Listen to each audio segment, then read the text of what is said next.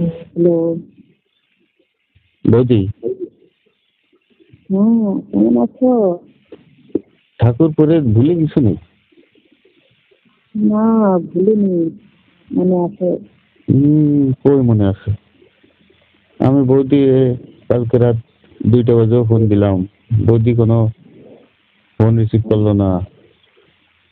Phone কিছু কিভাবে করবো? তুমি তো এই কাল ঠিকানা দিচ্ছ, তুমি পরশু দিন বলছি যে আমি ঢাকায় যাচ্ছি, তোর ফোন রিসিভ করে লাভ আছে কেন? ও, ঢাকায় যাচ্ছ? না, তুমি বললি না যে আমি পরশু ঢাকায় যাবো, ও,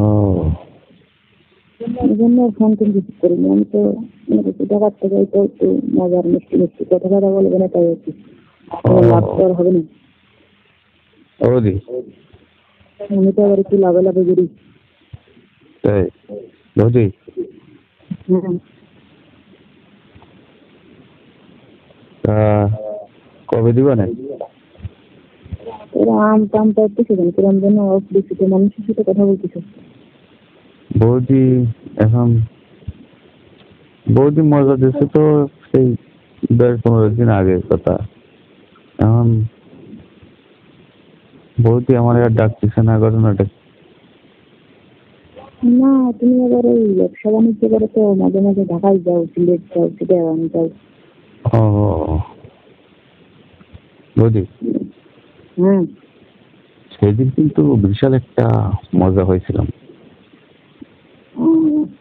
তুমি একটা জিনিস, মালটা কি দাম দেখতে হবে না? তুমি তো কঠিন একটা মাল, ঠিক না? দোয়া দোয়া মাল না? তোমার তো খাতি গেলিও ওরা দু খাতি রে। তা কোথায় আছেন? আমি এই তো দোকান বন্ধ করলাম, বন্ধ করে এখন বাসার দিকে যাবো আর কি। একটু নাস্তা করতে যাচ্ছি হোটেলে, এক কাপ চা খেয়ে বাসার দিকে যাবো আর কি। বুঝলি? দেখা সাক্ষাৎ হবে নাকি? আরে দেখা সাক্ষাৎ হবে না কি? তোমার আমি রাত্রেবেলা ফোন দিই না? আমি তো প্রতিদিন তোমার রাত 1টা 2টা বাজে ফোন দিই, তো তুমি ফোন তো ধরো না। বাড়ির সামনে থেকে যাওয়ার সময়? তোমার বাড়ির পাড়ে দিয়ে যাই না, তখন আমি তোমার ফোন দিই। সেই বৌদি ফোন ধরে নাই। বৌদি ফোন ধরলে একটু বৌদি রুমে যেতাম, বৌদির একটু আদর সুভাগ করে তারপরে আসতাম, তো বৌদি ফোনই তো ধরে না। তাহলে কোনো কিছু খাওয়ানোর জন্য না, তাহলে আদর্শ হবে জন্য। তো তুমি যা খাতি সহজে নিয়ে আসো, বুঝি হয়েছে।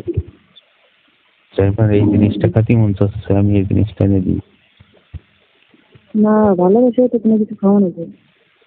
ও তাই? তুমি যদি ভালোবাসে কোনো কিছু খাওয়াও, তাকে না খেয়ে থাকতে পারি? আচ্ছা ঠিক আছে, সেদিন আমারও লজ্জা লাগে না যে কাউকে কবো যে এটাই এনে দাও, ওইটাই এনে দাও, খাবো, না। একদম খারাপ হয়ে যায়। আচ্ছা, একদিন গেলি তাহলে বৌদির জন্য নিয়ে যাওয়া নেই কিছু খাওয়ার জিনিস। আবার মনে মনে করতেই পারো বৌদি মনে হয় আমার টাকা পয়সা খরচ করার জন্য মনে হয় আমার সঙ্গে এগুলো করে।